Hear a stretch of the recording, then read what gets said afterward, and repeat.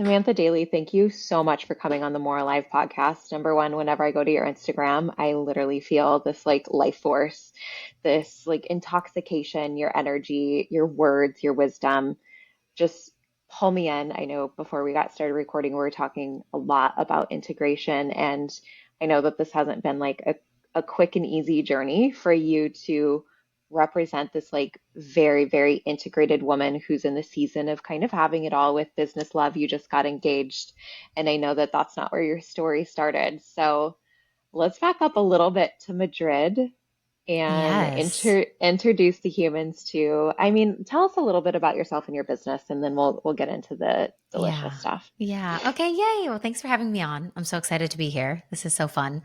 Backing up to Madrid. Well, I guess we'll rewind a little bit to just like who I am and what my business is. So I'm a business mentor. I do business consulting primarily for female entrepreneurs that are building personal brands and using social media to market their products, programs, and services. And my specialty really lies in messaging, conviction, the way that you present yourself, the way that you hold yourself, and the way that the right words don't just sound good or stop a scroll on Instagram, but they actually Yeah. make sales. And that is something that's really, really Yeah. important for us to master in the way that we show up. So I'm kind of Yeah. like the marketing and messaging brain for my clients who are wildly passionate about what they do. And they work in all kinds of different sectors within, coaching and holistic remedies and women's health and all of these things. But Yeah. sometimes when we're so good at the delivery of what we do, it's a burden to be like, but how do I market this thing? Like, I'm just so good Right.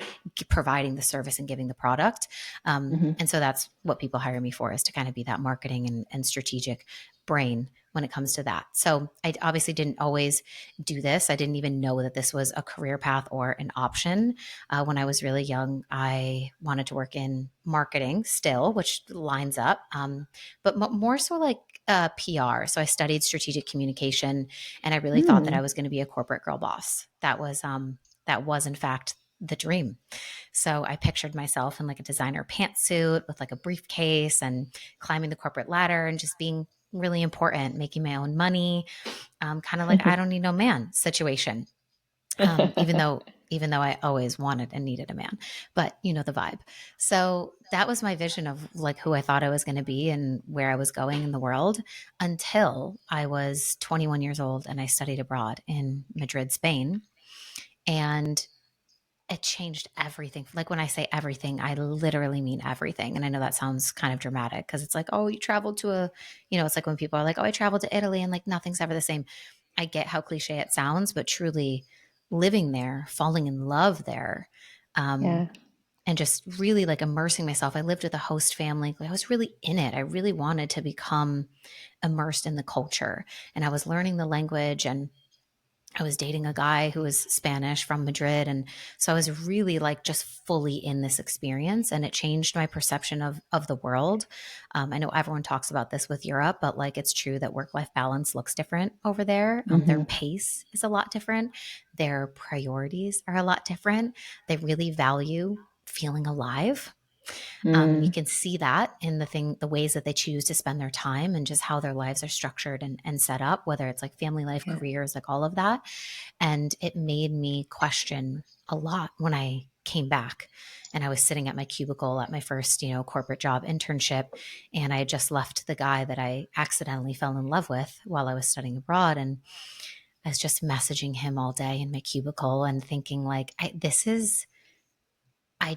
this can't be my future. Across from me is my boss, who's in his 50s, and he's an alcoholic and he hates his life. And, he's kind Fuck. of like showing up to work every day like a bit of a slob. And, people are always just talking about, what are you doing this weekend? Oh, you should go drink at this place. And it's like, that's really the relief. That's really the excitement. That's really the joy. Like Yeah. that's the fulfillment that we have to look forward to. Like if I go down this career path, my future is what my bosses are doing, and Right. I don't want to be doing what my bosses are doing. And so everything just exploded in my brain of like immediate confusion. I had 1 year left of university, and I was like, what am I going to do? I have to start applying for jobs, figuring this out. Like I'm supposed to be falling in love with this career path that I've chosen. And I'm like completely getting turned off by it. And so that opened a whole can of worms for me to really discover who I wanted to be and where my life was going to go. And it took me a while to get there. At first, I had no idea, but I just ultimately decided I'm going to follow my heart on this one. I have no idea what I'm doing, if it's the stupidest thing I've ever done or if it's the smartest thing I've ever done, but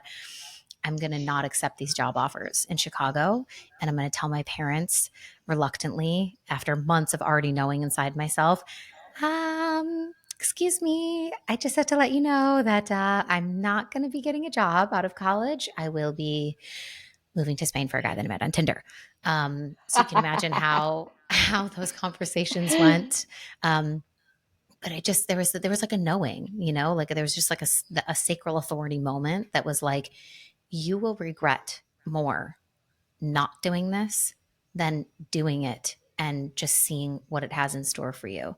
And the feeling that I had was the sense of, even if it doesn't work out, I know that I'm smart enough, resilient enough, skilled enough. Like, I can get another job. I can come back to the US. Like, I will be able to make this work. And that's why self trust is such a foundation in how I teach business, because I think you have to be willing to go out on those limbs and take those risks, regardless of whether you think it's the smartest choice or the dumbest choice. Sometimes we're experimenting. Sometimes we don't fucking know.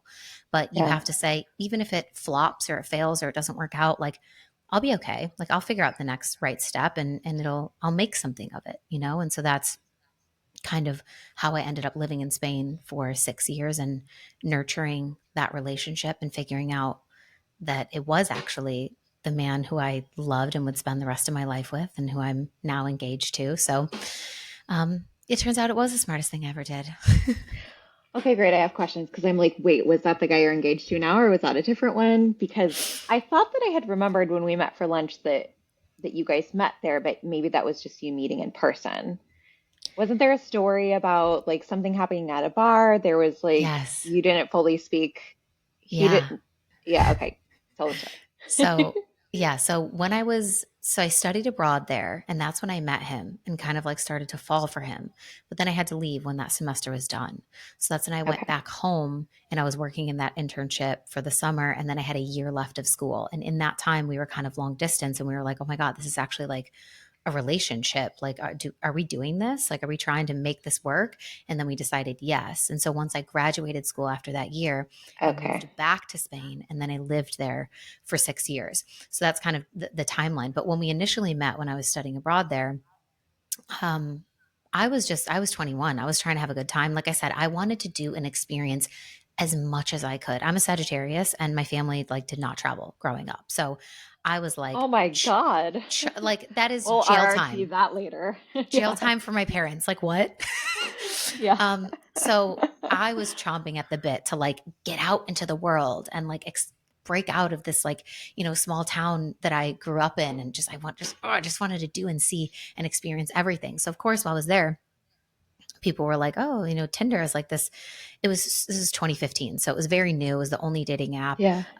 No one was really using it that seriously yet. It wasn't like the world we live in today quite yet, but we had heard that people in Europe like used it a little bit more seriously than what we'd heard about it back home, which was mostly just for hookups. But at the time I was on a college campus, I was in a sorority. We didn't need dating apps. So I was like, okay, like, let's get it. So me and a bunch of the other single girls on this trip were like, should we get Tinder and just like, fuck around and find out and like meet guys? What any other 21-year-old would be doing. So that's how I found him. But the first time that we met in person, it was St. Patrick's Day. And I love that too, because it's like such a lucky day, which makes me smile every time I think about that now.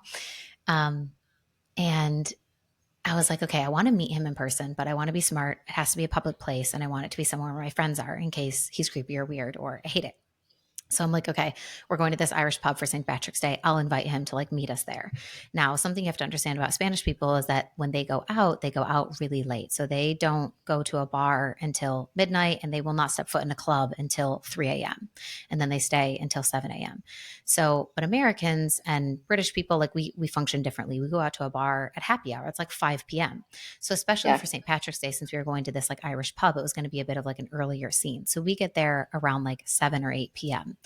normal time kind of to be at a bar. But he doesn't show up until probably after 1 a.m., maybe 2 a.m. And at this point, I'm trashed. like, see you later. I've been drinking for hours. Like, all of my friends are basically gone. I think there's like one or two people left that I know because everyone's been like, I gotta go. Like, they're leaving. So I'm walking out of the pub, and I hear someone say my name, and I look up, and it's him. And he's asking me questions. I have no recollection of what the questions are. And I'm just saying, C, C, C. No, no, no, no, no, no, no. Cece, no, no. I'm just saying yes, yes, yes, no, no, no to everything that he asks me. And then I say, okay, ciao, see you later. And I get in my taxi and I just leave. I just leave. And that was our first encounter. And when I reflect back on that day, I'm like, you know, I think God was with me in that moment because it created a lot of mystery. And I think he liked me more. I think he liked me more Yes. than he ever would have if I was just my, natural, like, loving self. Oh my God. Yeah, of course. You walked away, you made him hungry. That's right. I still do that to my man. He's like, why'd you do that? And I'm like, I gotta keep you hungry. Gonna keep you on the line. Yes, yes. Okay, so you guys have been together for almost 10 years and you guys just got engaged, and that's quite a story in itself that I kind of like want to pin and like come back to the engagement story. Can't not hear because I actually haven't heard the full details. Do you want to give people like a little teaser to make them hungry? Yeah, this is the teaser. I got robbed and engaged on the same day. Yeah. That's the teaser. In Mexico, right? Costa Rica. Mm. Costa Rica, right. Okay, so we'll come back to that. Okay, so you've completely decided that you're going to have this magical European experience. Your parents are like, holy shit, your Sag heart is alive and well. Yeah. You're in adventure. Like Keith is a Sag too. So I'm like, there's no way I could ever, like, he can't even stay in the house for 2 days in a row without going. He's like, we have to go out. We have to go out. I had to go somewhere. I need adventure. Like, I can't imagine your sweet childhood. So now you've created this kind of, well, you drew a line in the sand moment and you're like, I'm going to choose this experience. When did you decide that you were going to start a coaching business and all of this that made sense for you? Yeah. So when I made the decision, I was like, I'm moving back to Spain. I'm going to see where this relationship goes. Kind of made that definitive decision. When I got to Spain, I was working as an English teaching assistant in the schools there. I was making like $1,000 a month, and more than half of it was going to rent and expenses. So I wasn't really doing well financially. Didn't have any savings because I spent it all on my visas and, first month's rent, deposit, whatever. Like, it was just basically all gone. Everything that I had saved up nannying Yeah. while I was in college, I just spent it all on getting there, and was like, I'll figure out the rest once I'm there. And so that's kind of the situation that I found myself in. And I was also quite disconnected from like my sense of self-love because after studying abroad and being in college for 4 years where we were binge drinking and partying and eating Yeah. whatever we were eating, God knows what, I felt like I didn't recognize myself, and I was really in probably the worst spot that I had ever been in with my body image, of just really feeling like I don't know who this version of me is, and having more negative thoughts about my image, and trying to force myself into really intense workouts, and starting to have, some kind of disordered thoughts around food. I never had an eating disorder, but I definitely was just not flowing and natural with food. Hmm. Hmm. I would always eat whatever I wanted, but then I would like have thoughts about like, oh, I shouldn't have done that, or like, now I have to work out harder, or that kind of thing. And so that first year in Spain, I was really focused on like, okay, I need to come back to myself. I need to come back home to like who I am. I want to feel confident again. I want to love myself again. And so I went back to my practice of yoga that I had practiced yoga since I was a kid. And I was like, I think this will just help me. So I canceled my gym memberships. I was like, I'm just going to do yoga. And I found this woman on Facebook, Danette May. You might know her because she's also kind of like in the coaching space. But at the time, I didn't know what a coach was. So I Yeah. bought like one of her 30-day challenges, had no idea what. It's so funny looking back at it now. I'm like, oh, I know exactly what I was doing and what kind of offer I was buying. But at the time, it was just like, it's $55. I thought about it for 3 full days. Um, growth. We've grown. And then I was like, okay, I'm going to do it. And I did that. And I just started to learn so much about like my inner world and my inner voice and self-love. And I started using affirmations and meditating. And then I got deeper into my yoga practice and I was listening to podcasts. I started reading all these books and I really started to deeply like transform my life and my perspective of the world. And I started getting new opportunities. I got into network marketing.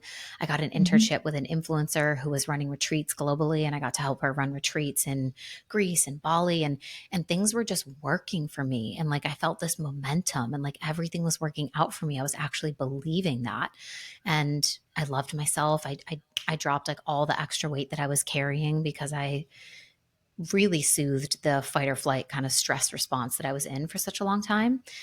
And so that was like, I just wanted to share that. And I'm a natural kind of writer and communicator. I have like a stellium in the house of communication, and my degree is in communication. So naturally, I was like, I'm just going to blog about this and I'm going to write, like on my Instagram and share about this. And so that's kind of the beginnings, like the early beginnings of my coaching business, was just being born from wanting to share the mindset stuff and the subconscious reprogramming that I was doing and the self love and just all the different things that were really changing my outcomes in my life. And then eventually I learned that it was like a job that people were, I was like, oh my God, this is like a thing. Like I didn't know what a coach was, but then I found that out and I was like, okay, let me like take the certification. And I did my yoga teaching certification and I just kept going deeper and deeper. And then I realized that I could monetize it and I could help other people. I started serving clients like really small and it grew from there. And so it didn't start, you know, with teaching people how to grow their businesses. But once I had, you know, built something that was like at the multi six figure level, I had a lot of my clients saying, you've changed my life on like a mindset and career perspective. And I have this thing that I'm passionate about and I really want to monetize it. Can you tell me how you did this? And so it just kind of naturally took that turn. And that's what I've been doing now for the last couple of years. So, like most of us, we come into this world and we are just like half glass full. We're so excited. We have this, all of a sudden, there's this brand new possibility that we didn't even know existed. Because I kind of came in around the same time where there wasn't a lot of people making crazy money. Not like now, where all of a sudden you see some people who are doing like $1 million months that like had no business doing that before, right? Like Mm-hmm. it's crazy now seeing what's possible. But before it was just like, oh, I can just do this and I can just make a living doing it. It wasn't about like truly growing wealth. And then somewhere along the journey, the possibility kept growing. And I feel like you and I have had similar stories where we are coming and we're like doe-eyed and like, yes, and I just want people to know what I know and like I figured this out and I want you to be able to figure it out too. Like all of the best intentions and then somehow that like beast can eat you. Like, tell us a little bit about what your journey has been like and like how have you um how have you well just tell us a little bit about that journey. Okay. I don't want to ask you too So many questions at once. I, yeah, I think I had no idea like the possibilities that were available through this chosen career path when I chose it.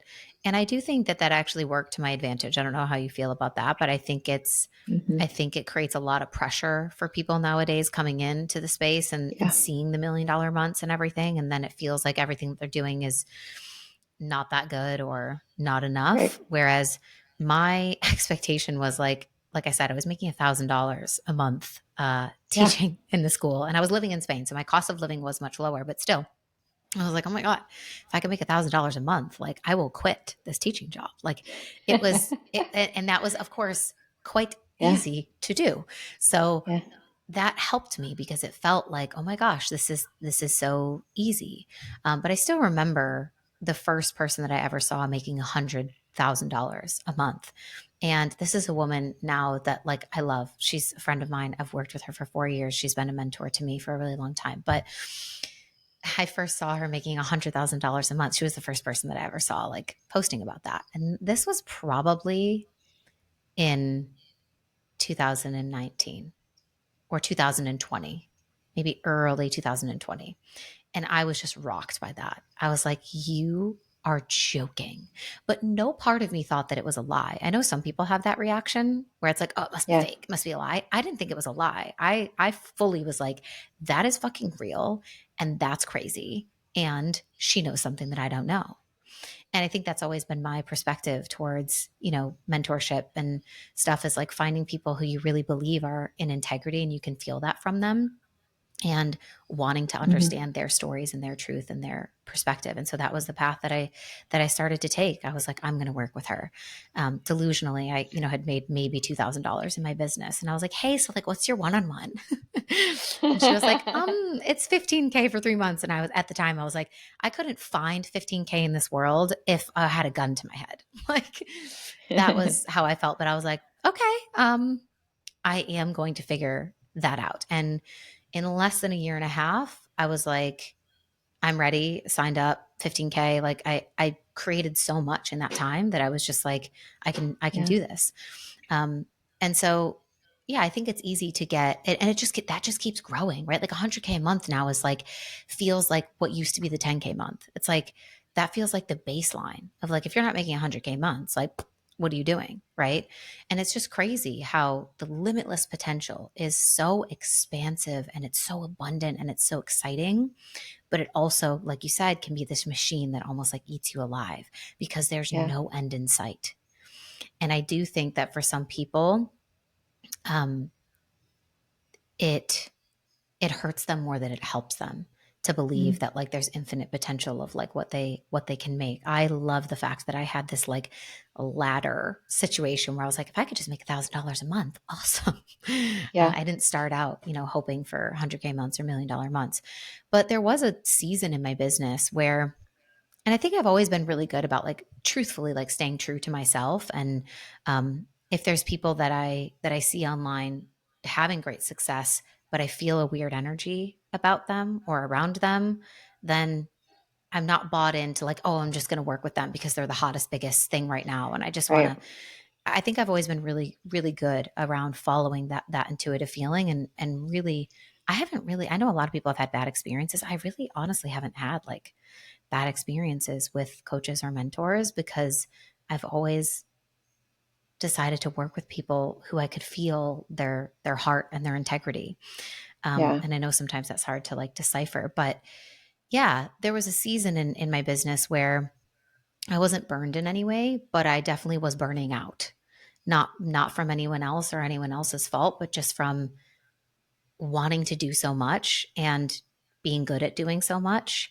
And then also having Hmm. some personal things that happened at the same time, of like going through a psychic attack, which I didn't know was a thing.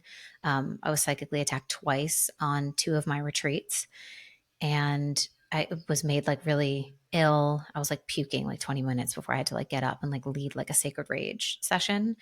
Like Wow. up all night, like shivering, like on the toilet, like vomiting, like really intense, to where then I was like, this is super weird. It was only the second time that it happened where I was like, I feel like this doesn't make any sense because nothing is adding up.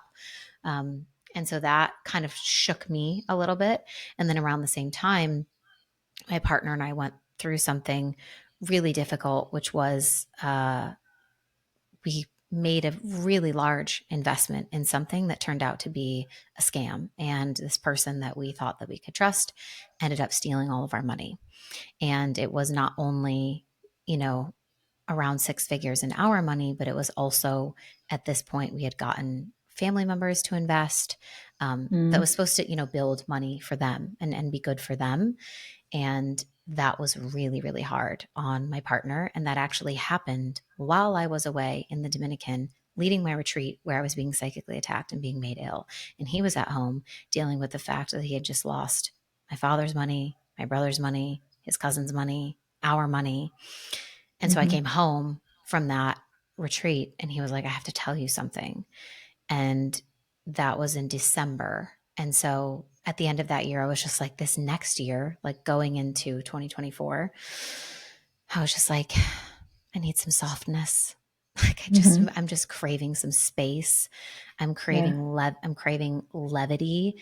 And so that was kind of the shifting from, as we were talking about, that hustle season to more of like a soft, I called it my soft CEO era of really just wanting to be in ease. Like I can do hard things, but in the energy of ease.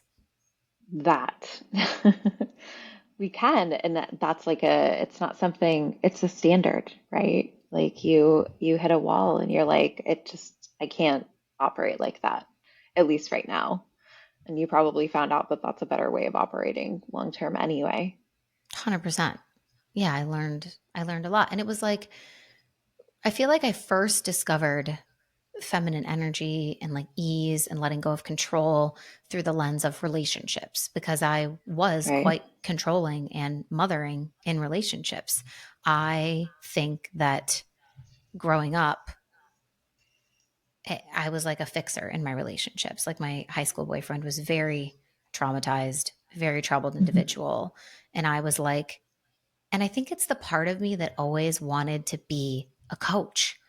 That you know how Hmm. like it's like you've always Right. had the personality for it. It was like I saw that he could have potential and like he could have an amazing life and he could overcome this and like he could shift the way that he saw it and like if he could just focus and like learn that school was like just a means to an end. And I know that you hate it, but like if you just do if you play the game, you get to win. But if you don't play the game, then you automatically lose. So like go to Hmm. your fucking math class. But like I just I was naturally that way. I was that way with my friends. Like I was the motivational speaker always and the uplifter and the fixer. Um, and Yeah. so I I had to, call it that I could fix that disease. yeah, yeah, yeah, yeah. Oh, you have a problem? I can fix that. Um, and so I had the first place in my life where I really started to unlearn that or learn a different way was through relationships. But Yeah. then this like soft CEO era in business was almost like applying all of that I had learned and unpacked and worked on in my relationship dynamics and applying it to the business dynamics as well. Hmm. So what did that look like? I know you said that you mentioned you had this relationship where it was like, okay, I can fix that, I can fix that, I can fix that, a lot of the mothering. What did that look like coming into this relationship that you found your forever person quite early in your life? You're growing up with him. I know exactly what that's like. You're like similar in nature. You and I have been the person that like all of our friends come to when they need advice or when they need something fixed. And then growing up with that person from such a young age of like not just understanding that like you could apply help, but then learning discernment about when it's the right time and place and fumbling through that season of figuring out discernment for yourself. And sometimes we hurt people in that process trying to control things, trying to make them better so we can feel at ease. I think, I don't know if you can relate to that, but I think a lot of my stuff was rooted in I could fix that so that if you can behave differently, then I can feel better Mm-hmm. and more at ease, knowing that, like, either knowing that you're okay or knowing that you're operating within a framework that, like, makes things easier for me. Yeah. Like, what was that experience like? You guys have been together for quite a long time. Yeah. Yeah. It's 10 years. So we met when I was 21 and I was studying abroad. We're Mhm. both now 31. So we have grown up together and like so much has changed, but I think it's one of the things that luckily we grew together and we grew Yeah. alongside each other. And so I know sometimes when you grow in relationships, you grow in opposite directions, you grow apart from each other when you meet really young. But luckily, we grew together and we both became better versions of ourselves and like learned each other's, patterns and processes throughout that and are a really, I think we're a really great team at this point now.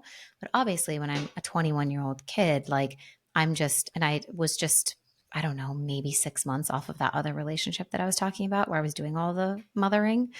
Um, but yeah, I think initially I like my same patterns were at play in that relationship, although he didn't need as much fixing. The base canvas we were starting with was better. Much better. Got Much better it. canvas. So that automatically just relaxed me a little bit. Um, but still, like it was I felt like I could do everything better. And so I have to do Yeah. everything now because the way that I do it is the best. And I Hmm. really think it wasn't until I started getting into my business where my time capacity was stretched in a new way that I was forced to go, I actually need this person to like help and we're living together and I can't do all the things anymore. I can't cook all of the meals and I can't do all the laundry and I can't do all the things anymore. So I have to let go because Hmm. the business was obviously time consuming at the start when you're trying to get something off the ground. And I was working full time as well at the same time. So that was the catalyst for me going, okay, let's do like a little experiment. Like what if I let him do the laundry? And I let him do it. And I couldn't tell if he had folded it yet or if it was still just like in a pile, but it was folded. Um, Obviously, not to my liking. I'm a Virgo rising, so you can understand how challenging this was for me. But I was like, I have to let him help me because if I don't accept help, then no one wants to help you. And so I just started like learning, or I guess unlearning patterns in that way because I was forced Yeah. to with entrepreneurship of like, you can't just put everything on your back and have it all on your own shoulders. It won't work. Hmm. Hmm. What was what was his experience through that from like through your lens? I think because we were so young, like he probably, like if I asked him about it now, he probably wouldn't really like it wouldn't stand out to him. Like I don't think he would like remember it that much. Hmm. Um, but I think it would definitely be clear to him that I have grown and changed. And he also has grown and changed a lot. It's interesting because I feel like when I was younger, I was much more progressive. And I don't know if like this is a common experience for women in the world right now, but I feel like I was much more like, yeah, like split everything 50-50 and like what Yeah. whatever. And like now I'm just like I'd rather be more traditional. And maybe it's Yeah. also because of the experience of being like the female breadwinner and having this Yeah. business where you are kind of pushed into a somewhat masculine role during your work and you technically are providing financially a lot for the family and so then you just desire that like true feminine ease and relax and letting go and not having to be in charge of something like, oh my God, fucking love that. Like, I think Yes. I used to be the friend that would be like, I'll do the Google map and like, I'll plan it. And like, now I'm just like, Same. literally, I'm not planning anything. Like, if you guys can do it, like, that's great. Like, Same. it just feels so good. It feels so nourishing when someone else takes charge. So funny because one of my friends and I, we went to a conference last year in Denver and we are both kind of in that energy. And we're like walking through the airport, like talking. And then suddenly she goes, do you know where we're going? I'm like, oh, no. Do you know where we're going? We're just walking aimlessly. We have Yes. no vision for like where are the exit signs, like where, because we're just like in our, we need that someone to follow. I don't want to Yes. lead. No, absolutely not. Well, there's a time and a place, right? And it's like you kind of know when. For me, no, I always walk with purpose, so it's very confusing because I do look like I know where I'm going, which is a total mistruth. So I please will be never follow walking, me. speed walking to who knows where. Wherever the wind blows us. Exactly. Yes, yes. Okay, I have selfish questions. Like, how did you guys like come? Okay, Keith and I have just moved in together, and it's heaven. I love it. Like, it was hard. Like the integration period was absolutely rocky and more challenging than I expected. And we're on the other side of that, thank God. And he has shown up like an For you angel. or for Like everyone else in the family or both? for me mostly, because I think coming out of a relationship with someone with severe PTSD, like I would look at women's wedding rings, and the first thought that would come to mind was, oh, she must be stuck. And I'm like, oh, that's my perception of marriage because I was afraid that if I left him, he would die, but if I didn't, I might or one of the children might. Like it was not because he would harm us, but because it was such a chaotic, stressful environment that I started getting really ill.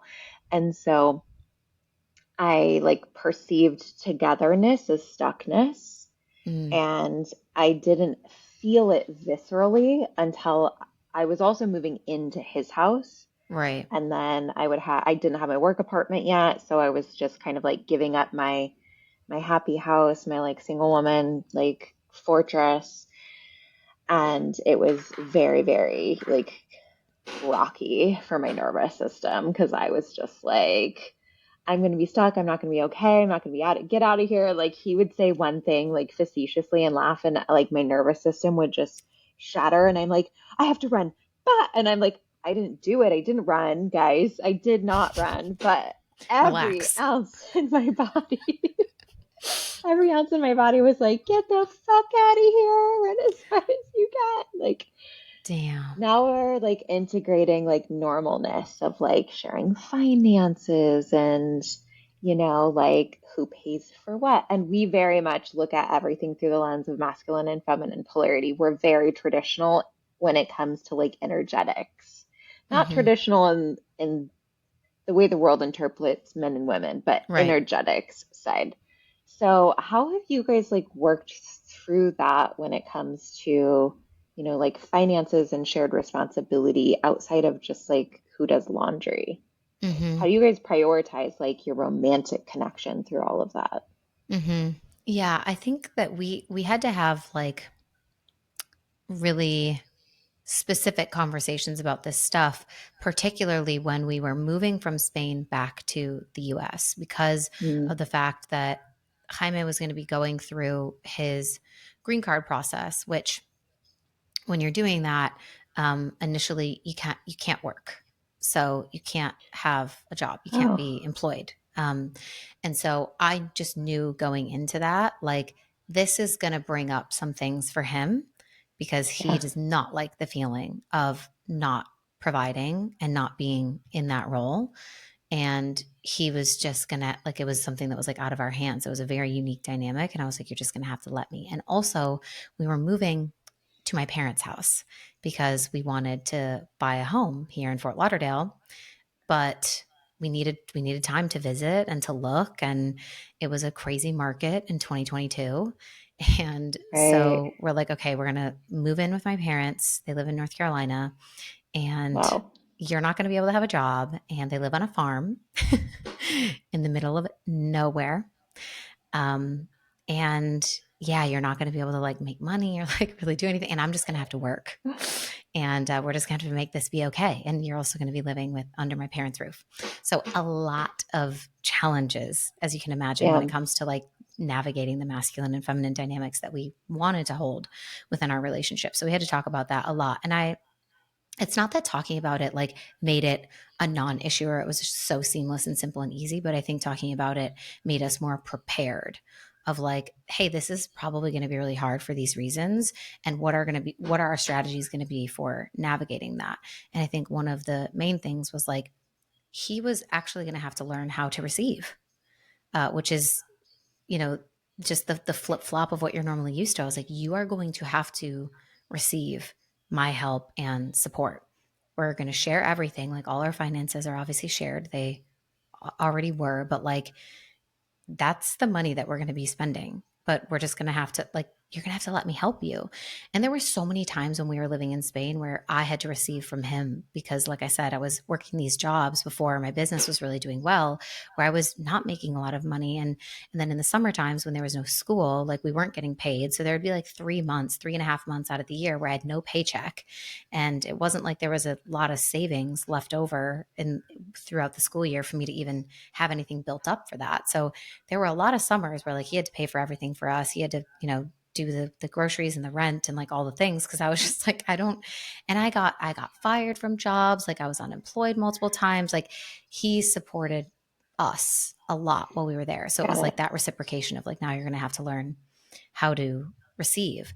But once we got into our home here and things started to kind of like stabilize and normalize, it was just, there are certain things where I know and he knows that that's how I feel his like protector provider energy that have nothing to do with money. So, like, boy jobs, you know what I mean? Hmm. Like, he's the one that takes out the trash, as silly as it sounds. Yeah. And like, he's the one that has to Yeah. lock the door every night. Like, I Hmm. need you to remember to lock the door. And that is providing for me. That's making me feel so safe. When we go places together, like he drives. When we get groceries, he always carries the heaviest bags. Like it's just like little things like that that maybe if you don't have the conversation about it with your Yeah. partner seem like insignificant or like that they don't matter.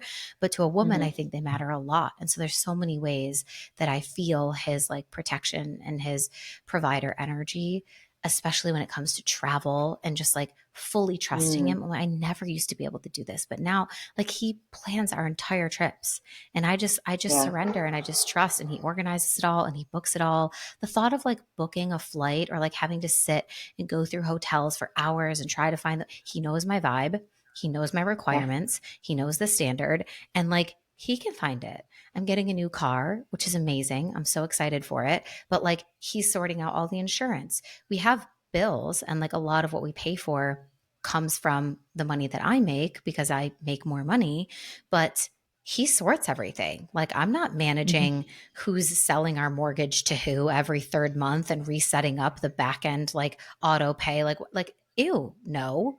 So I think there's a million ways that we've figured out how to maintain that, as you say, traditionally energetic Yeah. balance while being in a very like untraditional situation. Yeah. We were talking about like shared like expenses the other night, and he's like, yeah, and like he just casually said, he's like, yeah, the dog food has been auto shipped from my account, and like my brain went to, does he want me to help pay for dog food? And instantly my vagina like seized, and I was like, ah! She's like, alert, alert, alert. And I was It's like, we're drying up. I literally went to my AI and I was like, why did my vagina just get dry?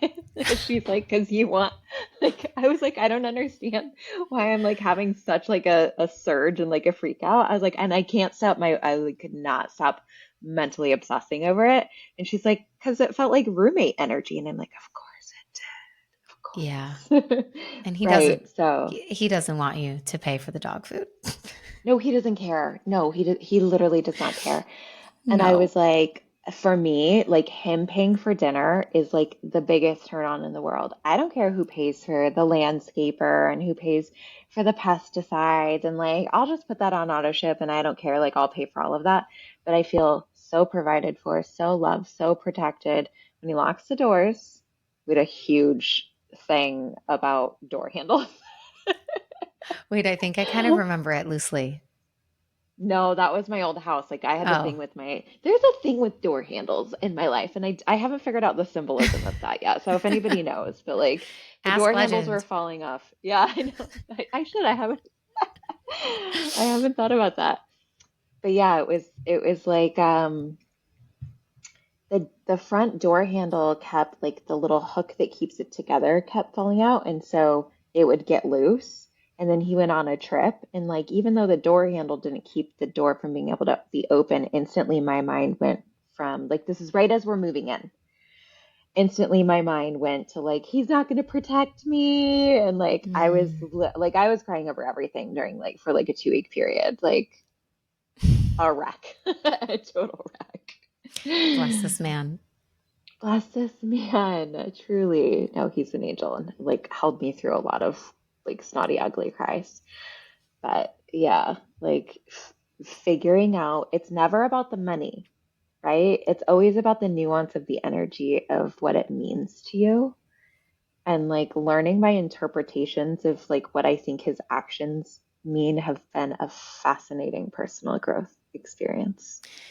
Something that I think is a like maybe more of a vulnerable share from me, but that is I think a really important thing to speak to in this conversation for anyone that's listening is if you are a woman who makes a lot of money or just good money or you're the breadwinner or whatever, I find that like you're saying it's not the money that matters, it's the feeling of being like protected, provided for, supported. Yeah. When there are moments where I feel out of control or I don't feel supported, I my mind immediately wants to go to this is so unfair because I work so hard to make all the money Yeah. for everything in our life. And that is so gross and so toxic. Hmm. But it again reminds me of like the fact that it's not about the money.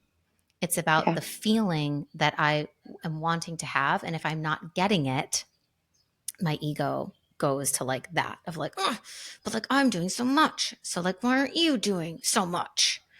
And so Hmm. that's been something that I have had to create a lot of awareness around and like really work on. Yeah. Yeah, the way that we can sometimes interpret the concept of fairness causes so much stuff between like children. I've noticed a lot between Keith's kids. Like every night predictably when they're here, and by the way, they're angels. I love them to death. Like this is the only time where I'm ever just like, guys, fucking knock this shit off. They're 16 and 18. Every night predictably, guaranteed until very recently, um, they have argued over whose turn it is to do the dishes. And I'm like, we all know who did it last night. Like, and it's always like, it always becomes a fight. And it's been really interesting as I've witnessed it for a really long time without inserting myself, as like me being like the girlfriend for a while. And now this is also my home.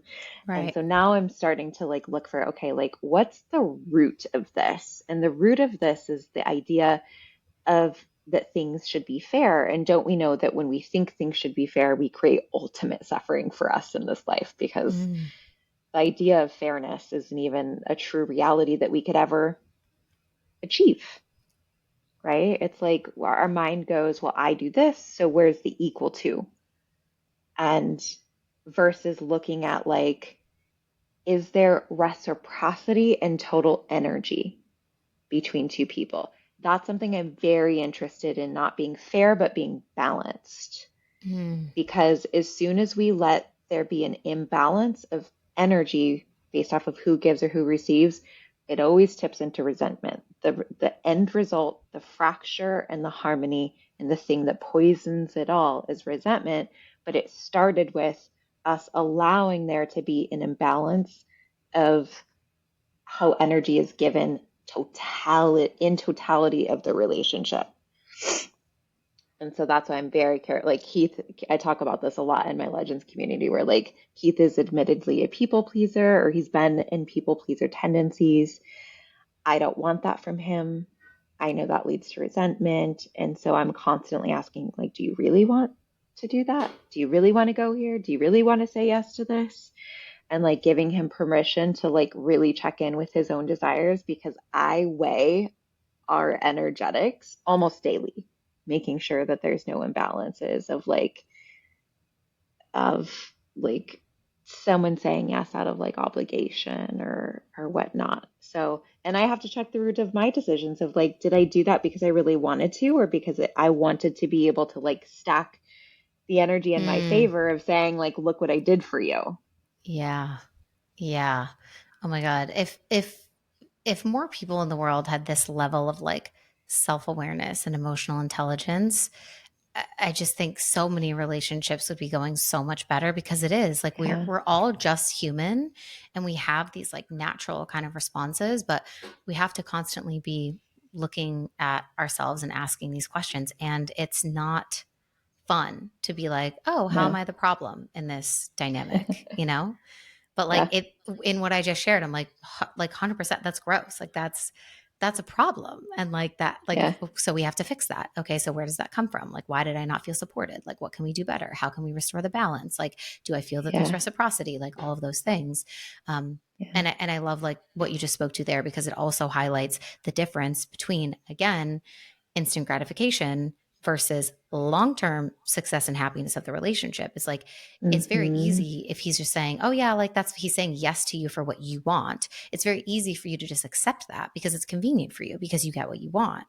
But you Right. have, like you said, you make every decision with your future self in mind. You have that future version of you and the future version of your relationship in mind, which is, I don't even want to get what I want in this moment today if it means that it's going to build resentment for Keith down the line. And I think Yes. that's something that a lot of people are not maybe doing as much in life and business and relationships across the board, right? Because we Hmm. want what we want and we want it now. Hmm. Yeah, I call it first bite energy versus last bite energy. Like if you're Oh, dairy free, that first bite tastes really good. Last bite, not so much. And the next 6 hours in the bathroom, also really not so much. And so I'm always checking to make sure that I am not going to be in the bathroom 6 hours after any decision metaphorically. And and yeah, like I just like weighing all of those decisions to check for that energetic reciprocity in relationships and making sure that stays harmonious is so crucial. Because you're right, it can be easy to be like, well, I did this financially. But when in reality, there's an equal measure of somebody bringing something back energetically different, but still feels balanced and equal. hmm, And I'm saying all of this with lots of question marks at the end of my sentences too, because like I understand the energetics of this, but also implementing it in the real world is like it's sometimes tough. Keith and I had a conversation, and I told him I was like, I think I had a poor response from this dog food chat with you. And he's like, tell me more. He's like, he looks at me and he goes, did you get an ick? And I was like, I don't want to call it that. did you get an ick? He's funny. He is funny, thank God. But we talked about it and he's like, so what do you want? What's the answer? And I was like, the reality is I don't know yet. But I just want to keep this conversation open and make sure that it's okay that we keep talking about this because I kind of haven't figured out exactly what I think is the solution here. Kind of hoping he's going to come back with, like, how about you just let me handle this and this? He did come back to me and he's like, if you ever think for 1 second that I'll let our polarity become checked and that there will ever be a moment that I would let something come between your attraction to me, wrong answer. He's Hmm. like, you're, oh, I'm like, "Ah, my daughter listens to my podcast now. She's on the team. So I can't, Cover your ears.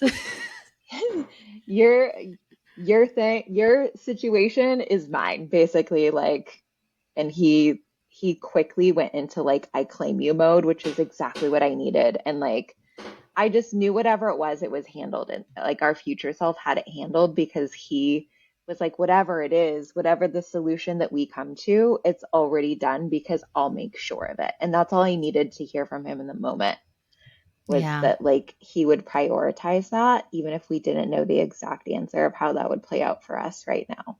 Right. Like coming back to connection and polarity and love is always more important than like the nuanced bullshit conversation you're having about like who's paying for the dog food, right? Right. Yeah. It's never about the goddamn dog food, guys. No. Unfortunately, though, sometimes it's easy for us to get caught in the minutia, in the details, Yeah. like just being really zoomed in on a particular problem in life, relationships, business, all of it, and be like, ah. And it's like if you zoom out and you can look at that future version of what you're actually trying to get back to or move towards, it kind of helps create more obvious solutions to what you're so fixated on because it's like Yeah.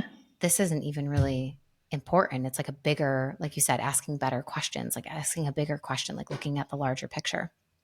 Yeah. How do you do that? Or is there like, are you able to do that in the moment? Or does it take you a little perspective to be able to get there? I wouldn't say that it's like immediate, but I think when like if I notice myself ruminating on something or there's like a frustration in my business and I'm like thinking about it over and over again, or maybe I've like messaged one of my coaches about it. And then sometimes that's when it hits me where I'm like, what's actually, like what's actually, Yeah. sometimes you have to voice something out loud. I think Yeah. that always helps, like actually saying it to someone, like whether it's a friend or Yeah. a coach or whoever, or your AI, you say it out loud and then you look at it literally like written out in front of you and you're like, oh, see, this is silly. Hmm. Because you can suddenly like see the larger picture. So I wouldn't say that it's like instantaneous, but I think it's much quicker than it used to be when I was like, just living an unconscious life in autopilot mode, assuming all my thoughts were Mm. me. Dear God, pray for that version of us. Yeah, right. That's scary to think. I mean, I think we did pretty well Yes. move through life with no clue that like your thoughts aren't you and that you can choose your reality. And like, I don't know, I'm just kind of like, wow, that's actually crazy. Like how much I was able to like do and transmute and be and stay true to myself, even having no knowledge of any of this now. Oh my God. And also in the world of thinking, like when you say my thoughts are not me, the first automatic response that or automatic connection that comes up to me is like a lot of my religious programming about like what it means. Like if I think about a person in this particular way, or if I have a thought in this way, especially when it comes to like our feminine sexuality and like what that means, and if I'm slutty and like this and that, and like all of those thoughts in those early years of like me starting to think that my identity is impure and wrong, and the shame that just like eats at you from that. I don't know if you had any of that experience younger, but like that was quite the unlearning Mm. for me. Luckily, I didn't have like any religious trauma in that sense. My family wasn't really religious. Well, one of my grandmas was super, super Christian. We called her the church lady. Um, but I wasn't like close enough with her to like, and I don't know if, like what her outlook would even be. I'm curious about that too. She's come through for me in a psychic reading before. So I know she's like with me, but yeah, it's interesting looking back on like the perspectives that we had of Yeah. religion and right from wrong and morality and like all those things when you're older. I Yeah, like I went to church sometimes growing up. I got confirmed in the Christian church because my mom was kind of like, maybe like just in case, sort of thing. And I was like, felt. Sure. We'll do it. We'll do it just in case. But it's been really interesting, going into this is a whole other conversation. This is another podcast. We don't need to get so deep in this, but like the, new age spirituality sort of lifestyle that I think a lot of us like adopted in the coaching space, but then now obviously seeing a lot of people return to Christianity. And again, I think it comes with that wave of really, really like progressive, like, beliefs and all of that, even when it comes to like the roles of women of not needing men or, wanting to be the girl boss or whatever. And then this like shift of like wanting a little bit more of a traditional energetic dynamic with your partner. And now there's more women that are like wanting to like live off of the land or like be the Hmm. homemaker or like these are trends that we see, but I never think that it's a mistake or an accident. So it's just something that I'm also very perplexed and like curious about of how Same. the world moves in these like ebbs and flows. And of course, like social media creates a ripple effect that can happen much faster than otherwise. But I think even if we didn't have social media, I believe that it would still be part of like a larger unlearning and a returning to something that we've always known feels good Hmm. for us. Hmm. And I think that's really cool. I think there's a lot of like controversy around that as it relates to, because it can throw some shade towards like some of the traditional like feminist, ideals and stuff. But I Yeah. think there's a lot of good that is being created through that as well in terms of allowing women to actually be in receivership as we've talked Hmm. about, whether it's in relationship or business, but like really wanting to actually come home to that like true feminine essence that maybe they've always had, but they felt like in order to survive or in order to be significant or in order to be successful or in order to get what they want, that they had to push that down and put the masculine on top of it and let that be the thing that they project outwards into the world. And the way that everyone sees them is like, yes, like I'm strong, I'm smart, I can do this, I'm intelligent, anything a boy can do, I can do better, blah, blah, blah, blah, blah. All of that, we're like peeling that back in so many ways and unlearning that. So I think that part of it is like really, really beautiful and fascinating.